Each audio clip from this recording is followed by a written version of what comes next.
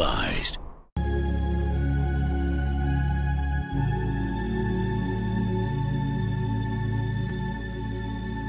'Tis true my form is something odd, but blaming me is blaming God.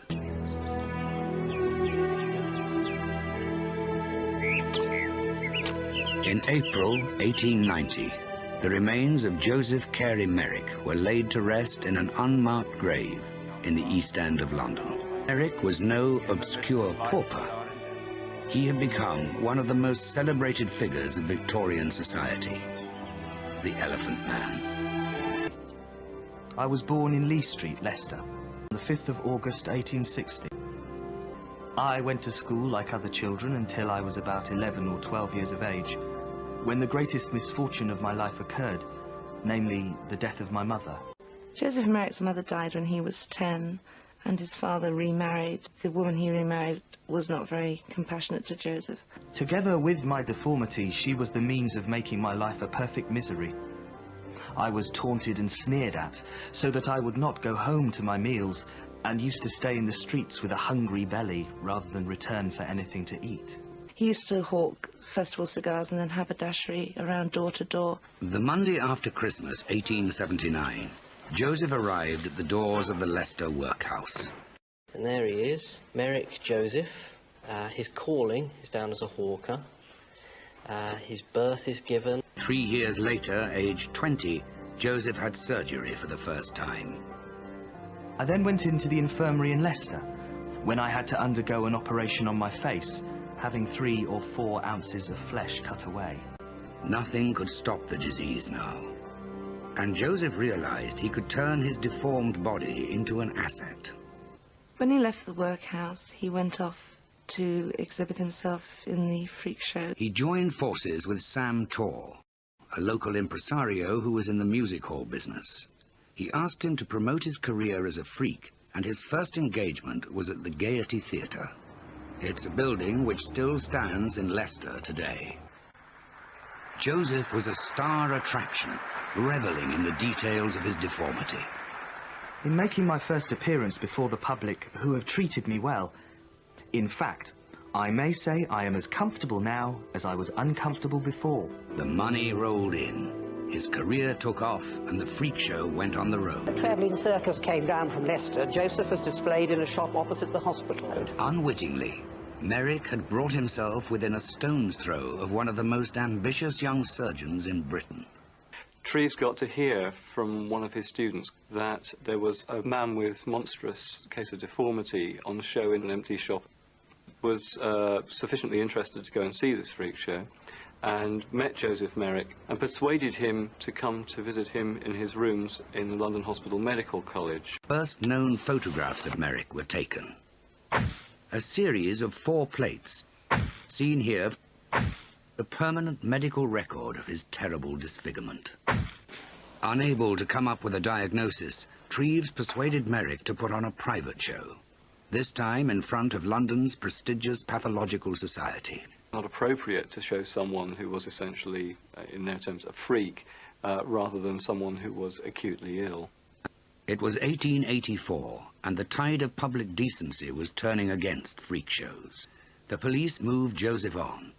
With his livelihood threatened, Joseph travelled abroad in search of a new audience. Almost made enough money to give up touring when disaster struck. And he was robbed over there, and given his medical condition and his state, to be able to get back and get passage without any money at all. Arrived at London's Liverpool Street station, he faced the most terrifying experience of his life.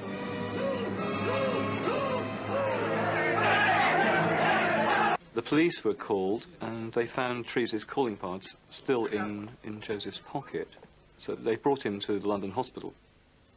Frederick Treves was called from his home and arranged for Joseph to be admitted onto Cotton Ward. It was here that Frederick Treves first brought Joseph Merrick when he brought him to the hospital, but due to his horrendous appearance and that upsetting some of the other patients, he was then moved to a more secluded attic room. Appealed to the chairman of the hospital, Francis Cargon, for help. To the editor of the Times. Sir, I am authorized to ask your powerful assistance in bringing to the notice of the public the following most exceptional case. There is now in a little room of one of our attic wards. He can but hope for quiet and privacy during a life which Mr. Treves assures me is not likely to be long. Can any of your readers suggest to me some fitting place where he can be received? We know over £250 was sent in to the London hospital by the readers of the Times and placed in what was called the Merrick Fund. Now, that would have been a very considerable amount of money and provided sufficient monies really to look after Joseph for the rest of his life. Furthermore, a Mr. Singer offered to pay £50 to the hospital every year if they could keep Joseph here. And the committee records record that it was regarded that it was not only financially a sound thing to do, but it was the right thing to do, morally the most appropriate thing to do. Joseph was officially discharged as a patient and given his own rooms in the hospital grounds in Bedstead Square. Joseph had found sanctuary at last. He liked to give gifts and to receive gifts. He made models and gave them to friends and visitors. Of the many models he made, only this one now survives. It is a remarkably delicate piece of work. We know that Princess Alexandra visited him and that he was very, very touched by her visit. Of all his visitors, his most faithful was his surgeon, now his friend. Treves knew, beneath the fine clothes, the man was deteriorating rapidly. His head had become so large he could barely support it, and his speech more and more difficult to understand. But even Treves didn't realize how brief his happiness would be. To the editor of the Times. Sir, in November 1886, you were kind enough to insert in the Times a letter from me drawing attention Last Friday, to the case of Joseph. Though apparently in his usual health, he quietly passed away in sleep.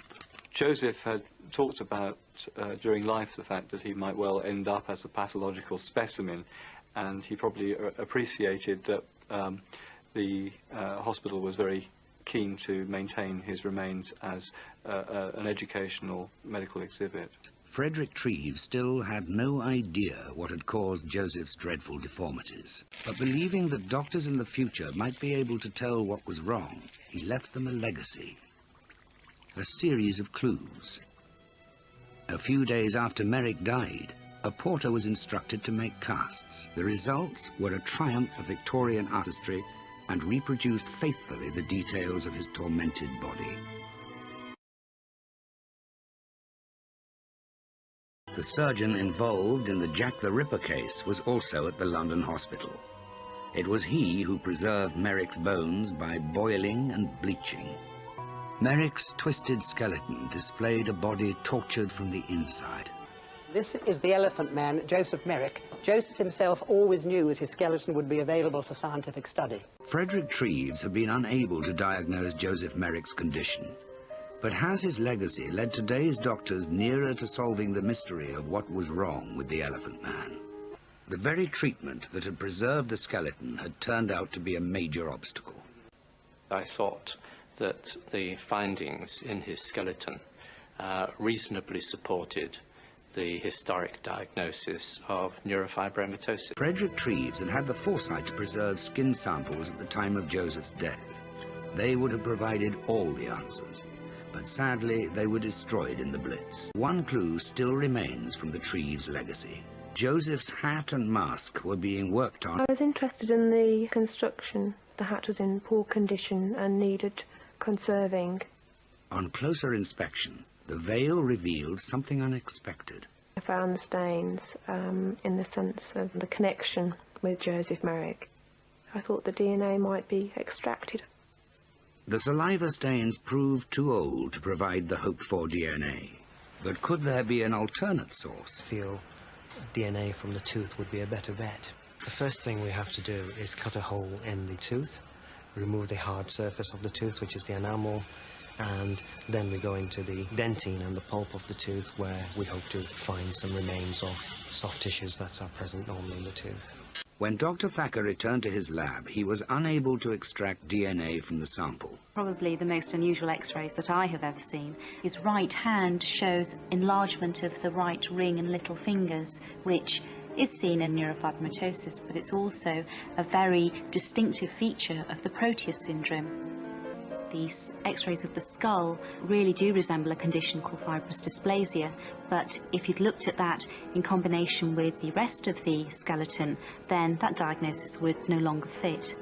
Looking at his legs, now if you looked at this bone on its own, it would look like Paget's disease, but again that doesn't really fit because that condition affects patients who are much older. I think if we'd been given all of these x-rays separately, then looking at each one in turn we may have come to a different diagnosis with every single x-ray. It was the combination of features that led us to one diagnosis and against another. We felt it was the Proteus syndrome rather than neurofibromatosis. Could I create myself anew, I would not fail in pleasing you.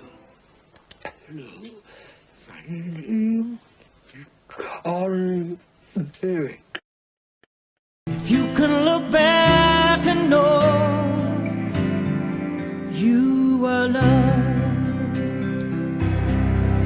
you were loved by someone, touched by someone, held by someone, meant something to someone, loved somebody, touched somebody's heart along the way.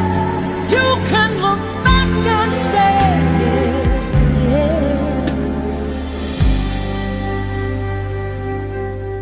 you were loved. You can have diamonds in your head, have all the riches in the land. Without love, do you really have a thing? When someone cares that you're alive, when someone finds the world in your eyes, then you know you found all you need. You'll hold this world's most priceless prize, the sweetest treasure in this life. If you can look back and know you were loved. Another stranger to the dark, hide away, be safe, 'cause we don't want your broken parts. We learn to be ashamed and all my scars. Run away, they say, the one we love